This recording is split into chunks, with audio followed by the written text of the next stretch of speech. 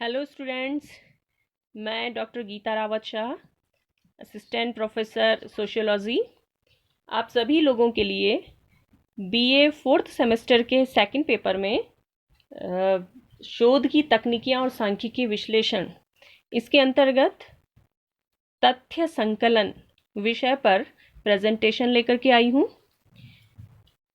सामाजिक शोध का एक महत्वपूर्ण चरण सामग्री या आंकड़े एकत्रित करना होता है।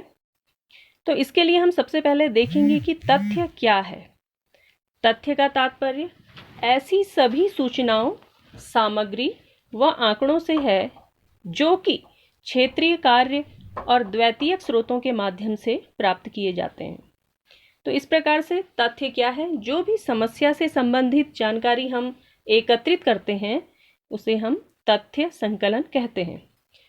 तथ्य दो प्रकार के होते हैं, प्राथमिक तथ्य और द्वितीयक तथ्य, यानी प्राइमरी डेटा और सेकेंडरी डेटा।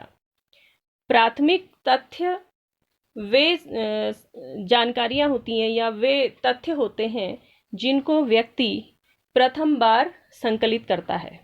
जैसे कि पीबी यंग ने एक परिभाषा दी है कि प्राथमिक तथ्यों का तात्पर्य उन सभी मौलिक सूचनाओं अथवा आंकड़ों से है जिन्हें स्वयं अनुसंधानकर्ता प्राथमिक स्रोतों द्वारा प्राप्त करता है। तो इस प्रकार हमने ये देखा कि प्राथमिक तथ्य संकलन क्या है। प्राथमिक तथ्य वे होते हैं जो कि व्यक्ति स्वयं फील्ड में जाकर के एकत्रित करता है। इन्हें आधार तथ्य भी कहते हैं, जिसे बेसिक डाटा, या फिर प्रथम स्तरीय तथ्य भी कहते हैं, जिसे फर्स्ट हैंड डेटा कहते हैं, और क्षेत्रीय तथ्य यानी फील्ड डेटा भी इसे कहा जाता है। अब आया द्वितीयक तथ्य। द्वितीयक तथ्य क्या होता है? द्वितीयक तथ्य का तात्पर्य उन सभी सूचनाओं और आंकड़ों से होता है जिन्हें एक अध्ययनकर्ता स्वयं तो एकत्रित नहीं करता, बल्कि वह उसे प्रकाशित या अप्रकाशित, जैसे प्रलेखों, डायरियों, पत्रों, आत्मकथाओं तथा सरकारी रिपोर्टों आदि से प्राप्त करता है। तो इस प्रकार हम लोगों ने देखा कि तथ्य दो प्रकार के हैं, प्राथमिक और द्वितीयक। ठीक जैसे तथ्यों के प्रकार होते हैं उसी प्रकार से इनके संकलन के स्रोत भी होते हैं। तो तथ्य संकलन के दो प्रकार के स्रोत हैं। एक तो प्राथमिक स्रोत या जिसे हम क्षेत्रीय स्रोत भी कहते हैं, और दूसरा है द्वितीयक या प्रलेखीय स्रोत। तो जो प्राथमिक स्रोत हैं, प्राइमरी सोर्सेस, वे भी दो प्रकार के होते हैं, प्रत्यक्ष स्रोत और अप्रत्यक्ष स्रोत। प्रत्यक्ष स्रोत मतलब जब हम प्रत्यक्ष रूप से घटना का अवलोकन करते हैं, उसके लिए जिन विधियों का प्रयोग किया जाता है वो प्रत्यक्ष स्रोत के अंतर्गत आते हैं। और अप्रत्यक्ष स्रोत के अंतर्गत जब हम डायरेक्ट घटना स्थल पर न जाकर के या उत्तरदाताओं से प्रत्यक्ष संपर्क स्थापित न करके अप्रत्यक्ष रूप से उनसे संपर्क स्थापित करते हैं, तो उसके अंतर्गत जो विधियां आती हैं वो अप्रत्यक्ष स्रोत कहलाती हैं। तो इस प्रकार से प्रत्यक्ष स्रोत के अंतर्गत कौन कौन सी विधियां हैं? अवलोकन यानी ऑब्जर्वेशन। अवलोकन क्या होता है? जब हम स्वयं अध्ययनकर्ता घटना स्थल पर जाकर या समस्या से संबंधित क्षेत्र में जाकर के घटनाओं का स्वयं अवलोकन करता है, तो हम ऐसी जो विधि है उसको अवलोकन कहते हैं। अवलोकन के तीन प्रकार हैं, सहभागी अवलोकन, अर्ध सहभागी अवलोकन और असहभागी अवलोकन। उसी प्रकार से जो दूसरी इसकी विधि है अनुसूची। अनुसूची प्रश्नों की ऐसी सूची होती है जिसे प्रश्नकर्ता या अध्ययनकर्ता स्वयं क्षेत्र में जाकर उत्तरदाताओं के पास उनसे प्रश्न पूछता है और स्वयं भरता है। तो इस प्रकार अनुसूची तथ्यों के संकलन की बहुत ही महत्वपूर्ण सूची है। इससे ये भी एक फायदा होता है कि यदि उत्तरदाताओं को कोई प्रश्न समझ में नहीं आ रहा है तो प्रश्नकर्ता या अध्ययनकर्ता स्वयं उसे उनको ठीक तरीके से समझा सकता है, जिससे कि सही जानकारी हम तक पहुंच पाती है, अध्ययनकर्ता तक पहुंच पाती है। ठीक है।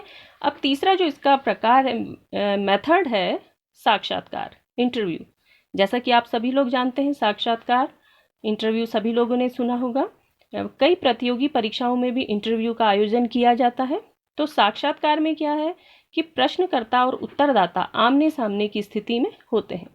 प्रश्नकर्ता प्रश्न पूछता है और उत्तरदाता उसके उत्तर देते हैं। इसमें ये सहूलियत होती है कि प्रश्नों को एक क्रम से न भी पूछा जाए तो चल सकता है। अर्थात एक डिटेल किसी समस्या के बारे में उत्तरदाता से एक जानकारी सारांश तरीके से उससे प्राप्त की जाती है। तो इस प्रकार साक्षात्कार में व्यक्ति जो है प्रश्नों को किसी भी क्रम से पूछने के लिए स्वतंत्र होता है। ये तो थे प्रत्यक्ष स्रोत। दूसरा आता है अप्रत्यक्ष स्रोत। अप्रत्यक्ष स्रोत के अंतर्गत जो पहली विधि है, प्रश्नावली। प्रश्नावली क्या है? ये भी प्रश्नों की एक सूची होती है, किंतु प्रश्नावली को प्रत्यक्ष रूप से उत्तरदाता प्रश्नकर्ता के पास नहीं होता। अर्थात जो प्रश्न करता है या अध्ययन करता है वो स्वयं फील्ड में नहीं जाता। इसको डाक के माध्यम से भी भेजा जाता है। जब एरिया बड़ा होता है, जब जो क्षेत्र होता है वो बड़ा होता है, तो उस दशा में प्रश्नावली का प्रयोग ज़्यादा सहायक सिद्ध होता है, क्योंकि हम कम समय में अधिक से अधिक जानकारी एकत्रित कर सकते हैं। दूसरी चीज़, प्रश्नावली जो है वो शिक्षित व्यक्तियों के लिए ज़्यादा यूज़फुल होती है। अशिक्षित के लिए प्रश्नावली का कोई यूज़ नहीं होता है। तो इस प्रकार प्रश्नावली को हम विस्तृत क्षेत्र के लिए समय की बचत करते हुए और अधिक से अधिक लोगों से जानकारी प्राप्त करने के लिए प्रयोग करते हैं। दूसरी जो अप्रत्यक्ष स्रोत की मेथड है, रेडियो अथवा टेलीविज़न अपील। कई बार टेलीविज़न या रेडियो के जो कार्यक्रम प्रसारण किए जाते हैं उनके माध्यम से, तो उसमें भी श्रोताओं से उनके विचार या उनकी कोई प्रतिक्रिया उससे जानने के लिए उनसे पूछा जाता है कि आप इस पते पर ये जानकारी हमें लिख भेजें। तो जब हमें तुरंत कोई जानकारी चाहिए होती है, कोई करंट विषय पर, कोई त्वरित समस्या पर, तो उससे अधिक लोगों से हमें जानकारी इसके द्वारा प्राप्त हो जाती है। इसका जो अगली मेथड है वो है टेलीफोन साक्षात्कार। टेलीफोन साक्षात्कार भी जब अलग अलग क्षेत्रों में इकाइयां फैली होती हैं, विस्तृत क्षेत्रों में फैली होती हैं और उनसे डायरेक्ट संपर्क करना मुश्किल होता है, अधिकांशतः यह महानगरों में होता है, तो इस प्रकार की समस्या के समाधान के लिए टेलीफोनिक साक्षात्कार बहुत ही यूजफुल होती है। एक इसकी अंतिम विधि है प्रतिनिधि प्रविधियां जिसे हम कहते हैं पैनल टेक्निक्स। कभी कभी हमारा जो क्षेत्र होता है वो काफ़ी इंटीरियर एरिया में होता है, तो वहाँ पर जैसे काफ़ी जो जनजातियों से अधिकांशतः ऐसी जानकारियाँ लेने के लिए इसका प्रयोग किया जाता है। तो उस क्षेत्र की या उस समुदाय के जो प्रतिनिधि लोग होते हैं उनसे ही ये जानकारियाँ हम एकत्रित करते हैं, उनसे पूरे समूह के बारे में जानकारियाँ एकत्रित करते हैं। तो ये कहलाती है प्रतिनिधि प्रविधियाँ। इसमें कभी कभी जो अध्ययन करता है वो कुछ डायरियाँ उस समूह के प्रतिनिधियों को दे देता है और समय समय पर वो जो प्रतिनिधि लोग होते हैं उस समूह के या समुदाय के, वो उस पर नोट करते रहते हैं और जब पूरी जानकारी नोट हो जाती है तो वो उनको वापस भेज देते हैं। उसके बाद उसके बाद जो तथ्य संकलन के द्वितीयक स्रोत हैं उसके अंतर्गत ये भी दो प्रकार के होते हैं, व्यक्तिगत प्रलेख और सार्वजनिक प्रलेख।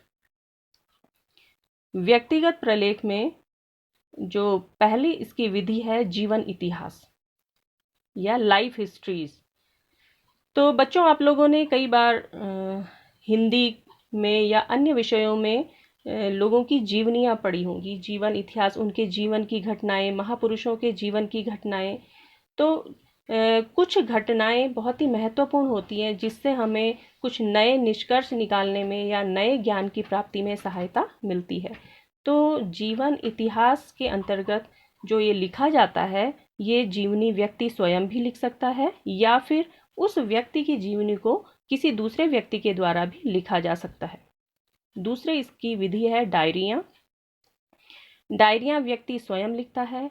प्रत्येक दिन की जो घटनाएं या जो दैनिक क्रियाएं होती हैं वो उसमें अंकित की जाती हैं, और क्योंकि डायरी गुप्त होती है तो इस वजह से इसको गुप्त सूचनाओं के संकलन के लिए काफ़ी यूज़फुल माना जाता है। डायरियों में व्यक्ति कभी कभी अपनी गुप्त सूचनाएं या फिर जो उसकी बिल्कुल बारीकियां कमी हो चाहे अच्छी घटनाएं हो, हर तरीके की घटनाएं इसमें अंकित रहती हैं। तो हमें यदि सत्य जानकारी हमें लेनी है तो डायरी सबसे अच्छा स्रोत इसका होता है। फिर अगला है व्यक्तिगत पत्र, जो पर्सनल लेटर्स होते हैं। आजकल तो मोबाइल का समय आ गया, लेकिन पहले प्राचीन समय में या कुछ समय पहले तक पर्सनली लेटर भेज करके व्यक्ति अपने भावों को अभिव्यक्त करते थे। तो व्यक्तिगत पत्रों के माध्यम से भी हमें कई जो है अच्छी जानकारियाँ प्राप्त हो सकती हैं। फिर आता है संस्मरण, मेमोरीज। कभी कभी व्यक्ति अपने कुछ संस्मरणों को, कुछ घटनाओं को, कुछ अपने जो यात्रा संस्मरण वगैरह होते हैं इनको कहीं अंकित करता है या फिर प्रकाशित भी कर सकता है। तो इससे भी हमें उस समय के इतिहास और समाज की जानकारी प्राप्त होती है। सार्वजनिक प्रलेख के अंतर्गत भी ये दो प्रकार के होते हैं, प्रकाशित और अप्रकाशित। प्रकाशित जो सार्वजनिक प्रलेख हैं इनमें समितियां आती हैं, आयोगों के प्रतिवेदन आते हैं, व्यावसायिक संस्थाओं के प्रकाशन आते हैं, अनुसंधान संस्थाओं के प्रतिवेदन आते हैं, व्यक्तिगत अनुसंधानकर्ताओं के प्रकाशन इसके अंतर्गत शामिल किए जाते हैं। अप्रकाशित प्रलेख के अंतर्गत विभिन्न अभिलेख या जो दुर्लभ पांडुलिपियां होती हैं या अनुसंधानकर्ताओं के प्रतिवेदन होते हैं या फिर अन्य प्रकाशित तथ्य होते हैं जो कि किसी कारणवश प्रकाशित नहीं हो पाते या फिर देश के हित को ध्यान में रखते हुए इन्हें प्रकाशित नहीं किया जा सकता। तो इस प्रकार के जो प्रपत्र होते हैं वो इसके अंतर्गत आते हैं। तो बच्चों, आप सभी लोगों ने इसे सुना और शायद आपको समझ में भी आया होगा। तो ये द्वितीयक तथ्य संकलन हो। इस प्रकार से हमने तथ्य संकलन के दो प्रकार के स्रोत पढ़े, प्राथमिक और द्वितीयक। ठीक है, धन्यवाद।